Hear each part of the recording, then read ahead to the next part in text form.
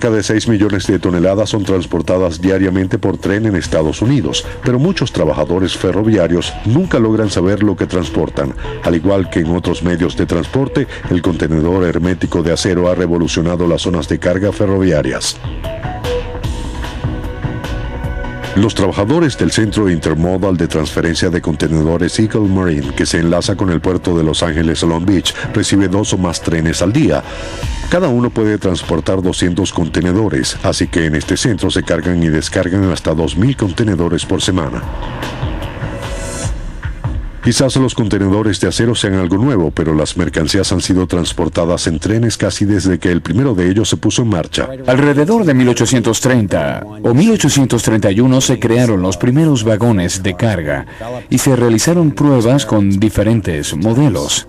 Pero los primeros trabajadores ferroviarios se enfrentaron a una dificultad que se había presentado en otros métodos de transporte, un trabajo agotador. Una de las dificultades radicaba en que la superficie sobre la que se colocaban las mercancías se encontraban a gran altura del suelo. Al principio eran básicamente los trabajadores quienes pasaban apuros para bajar del vagón abierto, ya fuesen barriles, cajones y otros objetos. Afortunadamente para los primeros empleados de los depósitos, las dificultades pronto terminarían. Alrededor de 1845, antes de llegar a 1850, en las estaciones de trenes de las grandes ciudades, se produjo la creación de la plataforma, la cual no solo se utilizó para pasajeros, sino también para mercancías. Es una estructura creada para colocar una superficie plana al mismo nivel de la puerta de los vagones de carga o de pasajeros. En lugar de tener que levantar con esfuerzo las mercancías del vagón de carga para colocarlas en el suelo, es más fácil descargarlas en esta plataforma, en cuyo extremo hay una larga rampa que puede colocarse ante un vehículo con ruedas como una carretilla o un vagón. Donde no se disponía de plataformas, los trabajadores utilizaban carretillas para las cajas y baúles que por ser pequeños podían transportarse manualmente. Estas son algunas de las primeras carretillas para equipajes y de las mercancías que se transportaban en ellas. Por lo general se les llevaba a las afueras de la estación, se colocaba la carga de las furgonetas o camiones y se llevaba hasta el vagón. Su altura era similar a la del vagón, a fin de que pudiera trasladarse la carga al mismo fácilmente. Pero con el tiempo los trenes serían utilizados para transportar una carga mucho más pesada. La Guerra de Secesión fue uno de los primeros conflictos de gran magnitud que dependió enormemente de los medios de transporte modernos. La novedosa tecnología de las zonas de carga cambiaría definitivamente los ferrocarriles y la manera de combatir. Durante la Guerra de Secesión fue notable el uso de las grúas para descargar, por ejemplo, la maquinaria pesada destinada a una fábrica de fusiles, de cañones o para alguna actividad relacionada con la guerra. Así pues se produce la instalación de grúas cerca de las estaciones de trenes y en sus almacenes de manera permanente. Poco después de la guerra, el 10 de mayo de 1869, en Promontory Summit, Utah, los dignatarios colocaron el último riel del tren transcontinental, una red ferroviaria en constante expansión a lo largo de todo el país. La rapidez y eficiencia de los trenes generó un efecto notable en la minería. Los dueños de las minas de todo el país comenzaron a explotar numerosos yacimientos de minerales y de carbón considerados inaccesibles hasta entonces. Las minas de carbón eran tan profundas que las aberturas de las mismas se encontraban a cierta altura. Se trataba de un tren pequeño en el que se sacaba de la mina el combustible en pequeñas carboneras. Luego la mercancía se vaciaba en los vagones de carga de las tolvas desde arriba. Los industriales idearon métodos para descargar los vagones con mercancías secas con mayor rapidez.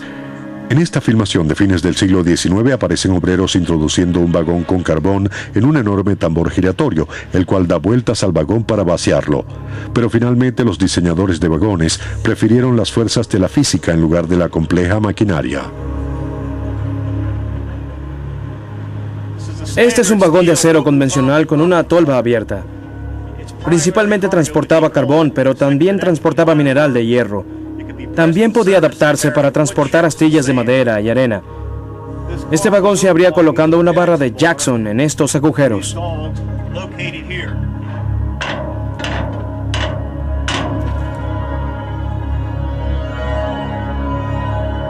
De esta manera, el vagón se colocaba en una rampa, se abría el depósito y gracias a la fuerza de gravedad, la carga del vagón caía en un vehículo de carga o en una gravera, como esta. La nueva estructura de las zonas de carga permitía la interrelación de los diferentes métodos de transporte. En la región de los Grandes Lagos, la minería y los buques evolucionaron paralelamente. Pero a finales del siglo XIX los trenes se incorporaron al conjunto. Los trenes fueron incluidos en los sistemas de carga. Los vagones transportaban toneladas y toneladas de mineral que eran almacenadas en tolvas que formaban parte de las zonas de carga. Los buques llegaban, se colocaban muy cerca de las zonas de carga y se bajaban rampas especiales adaptadas a las dimensiones de las escotillas de los barcos. De esta manera, la carga de cientos de toneladas de mineral que años atrás demoraba algunas semanas se realizaba en unas pocas horas. Pero no siempre se trataba de mercancías secas. En los trenes se transporta toda clase de líquidos. Con la llegada del siglo XX aparece el vagón cisterna, que era un cilindro colocado sobre un vagón abierto. Básicamente, este vagón se llenaba gracias a la gravedad. Sin embargo, alguien tenía que subirse al techo para colocar la boquilla.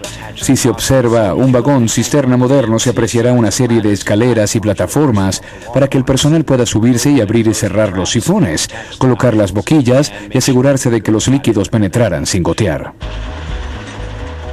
Durante los 50 años siguientes, las zonas de carga ferroviarias movilizaron la maquinaria de guerra estadounidense, abastecieron las industrias prósperas y distribuyeron los frutos de la creciente economía en tiempos de paz.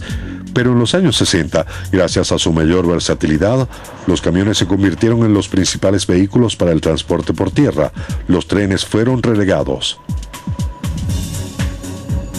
Pero luego, en los años 70 y 80, comenzó a desarrollarse un sistema conocido como intermodal, en el que se emplean tanto buques como trenes y camiones.